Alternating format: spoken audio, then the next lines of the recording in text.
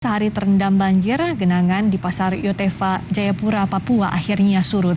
Warga dan sejumlah pedagang mulai mendatangi lingkungan pasar untuk membersihkan material lumpur yang masuk ke dalam lapak dagangan dan rumah warga.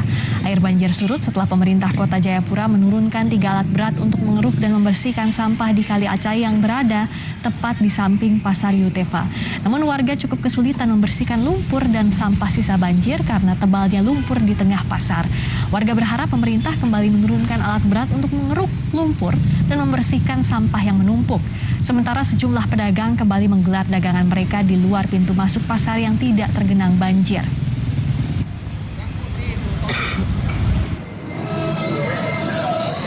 Sementara itu, Badan Penanggulangan Bencana Daerah BPBD Provinsi Papua mendirikan dapur umum untuk menyediakan makanan siap saji bagi warga terdampak banjir di kota Jayapura, Papua.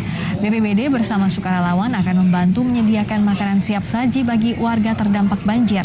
Nantinya dari dapur umum ini akan didistribusikan ke 3 posko yang didirikan, yakni posko di Perumahan Organda, posko Pasar Yotefa, dan posko Enprop.